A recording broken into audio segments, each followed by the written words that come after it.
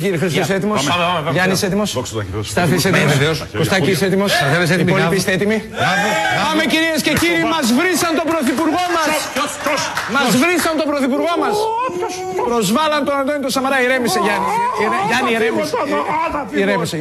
Προσβάλαν τον Αντώνη τον Σαμαρά, κυρίες και κύριοι. Ένας, πώς τον λένε αυτόν, Farage. ο Βρετανός ευρωβουλευτής. Ακούστε τι είπε στον Πρωθυπουργό μας, τον Αντώνη τον Σαμαρά. Απολαύστε, καθίστε πίσω, πάρτε popcorn και θα το απολαύσετε. Well, I must congratulate you, Mr. Samaras, for getting the Greek presidency off to such a cracking start. Your overnight successful negotiation in the trialogue on MiFID, I'm sure, will have them dancing in the streets of Athens. No matter that your country, very poorly advised by Goldman Sachs, joined a currency that it was never suited to. No matter that 30% are unemployed, that 60% of youth are unemployed, that a neo-Nazi party is on the march, that there was a terrorist attack on the German embassy. No, don't worry about all that, because the trialogue on MiFID has been a success. And in many ways, it sums up the two Europes. The Europe that's talked about in here by the dreamers, who want to impose a new United States of Europe with an identity and a currency, and the real world out there. And you come here, Mr. Samaras, and you tell us that you represent the sovereign will of the Greek people. Well, I'm sorry, but you're not in charge of Greece. And I suggest you rename and rebrand your party. It's called New Democracy. I suggest you call it No Democracy. Because Greece is now under foreign control. You can't make any decisions. You've been bailed out and you've surrendered democracy, the thing your country invented in the first place. And you can't admit that joining the euro was a mistake, because of course Mr. Papandreou did that, didn't he? He even said there should be a referendum in Greece. And within 48 hours, the unholy trinity that now run this European Union had him removed and replaced by an ex-Goldman Sachs employee puppet.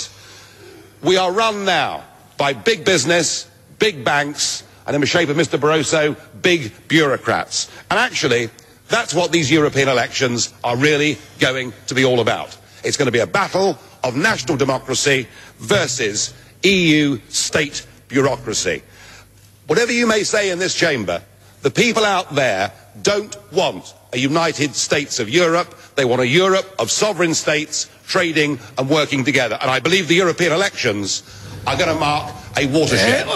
Καταλάβαμε, το πήραμε το μήνυμα, κυρίες και κύριοι. Έτσι μίλησε αυτός ο άνθρωπος, έτσι τόλμησε να μιλήσει αυτός ο άνθρωπος στην πρωθυπουργάρα μας, τον Αντώνη τον Σαμαρά.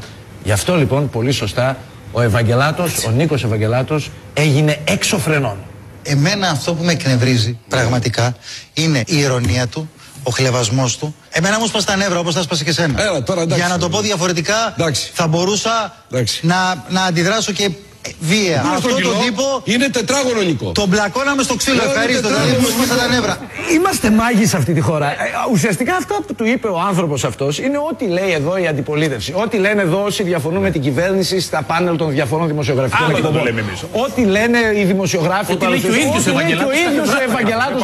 Αλλά μόνο εμείς έχουμε δικαίωμα να τη λέμε στον Πρωθυπουργό μας. Κανένας από τους έξω. Παρ' όλα αυτά, όπως είδατε, ο Ευαγγελάτος κνευρίστηκε πάρα πολύ, κυρίες και κύριοι. Έφτασε στο σημείο για πρώτη φορά να πει στον αέρα ότι αν τον πετύχει αυτόν τον Farage μπροστά του ποτέ, θα τον κάνει με τα κομματάκια, θα βιοπραγήσει, θα τον δείρει.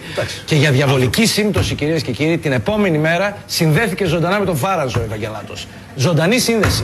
Ταύρος σε ιαλοπολείο ο Ευαγγελάτος. Που έμπλεξε ο Farage. Θα είστε καλοδεχούμενος, γιατί είμαστε μια φιλόξενη χώρα και αγαπάμε πάρα πολύ τους τουρίστες. Να σας πω συγχαρητήρια, γιατί είδαμε ότι οι δημοσκοπήσεις φέρνουν το κόμμα σας σήμερα στην δεύτερη θέση. Κύριε Farage, σας ευχαριστούμε πάρα πολύ. Καλή επιτυχία στην μάχη που θα δώσετε στις εκλογές. Εντάξει, τον έσκησε. Του έκανε τα μούτρα κοιμά. Κρίμα ήταν μακριά, θα τον έτριβε και λίγο. Θα τον πατούσε λίγο. Θα του λέει, κύριε Farage, μήπως δεν είστε καλά. Μπορεί να του βγάζει και τα παπούτσια, να φέρνε μια λεκανίτσα, αλλά το όνειρο λίγο τα ποδαράκια. Τον έκανε κομμάτια.